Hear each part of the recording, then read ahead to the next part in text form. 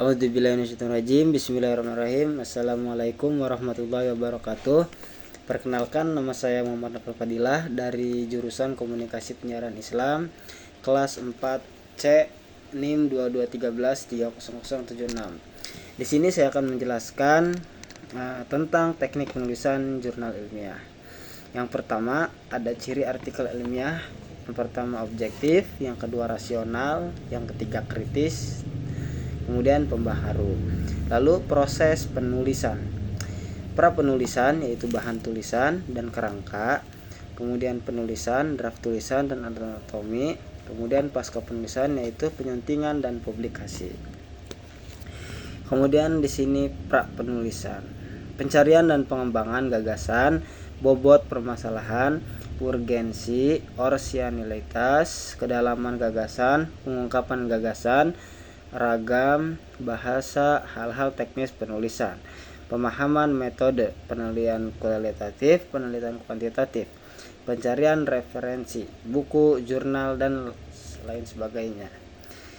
Yaitu kemudian penulisan bersifat universal, mengacu pada ragam bahasa tulis yang baku, gaya bahasa selingkung, sistematika tulisan, cara merujuk, cara menulis daftar rujukan, penyajian tabel, penyajian gambar, penulisan identitas penulis, anatomi penulisan, judul, nama penulis, abstrak, kata kunci, pendahuluan, landasan, metode, hasil dan pembahasan, simpulan dan saran, yang terakhir daftar pustaka. Kemudian abstrak, yaitu ringkasan dan padat tentang ide-ide yang paling penting, memuat masalah dan tujuan penelitian, kemudian prosedur penelitian, kemudian ringkasan hasil penelitian, satu paragraf, umumnya maksimum 200 kata, tidak ada sangkutan, kutipan, tabel, gambar, merek dagang dalam bahasa Indonesia dan Inggris.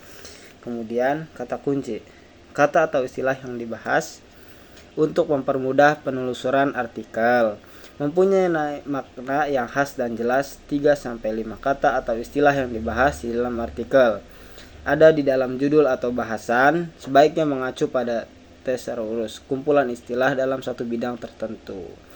Kemudian di sini ada pendahuluan, latar belakang atau rasional, penelitian, uraian permasalahan yang akan diteliti, status ilmiah disertai sumber acuan, data dan referensi. Pernyataan umum, tidak perlu sumber acuan, wawasan, rencana pemecahan masalah, rumusan tujuan penelitian, umumnya 3-4 paragraf.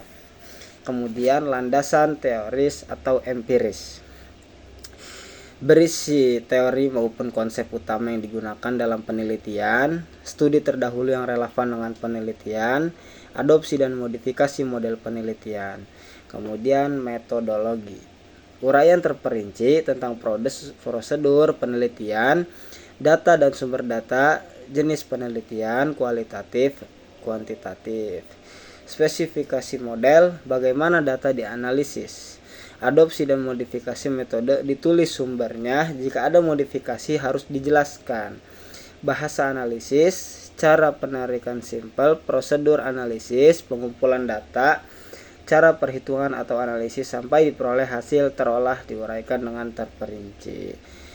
Kemudian di sini ada hasil dan pembahasan. Uraian mengenai hasil dan analisis pembahasan merupakan bagian utama artikel ilmiah. Penyajian bersistem, diperjelas dengan ilustrasi, tabel dan gambar. Tabel dan gambar sederhana. Data ilustrasi harus ditafsirkan dalam uraian dengan memperhatikan masalah.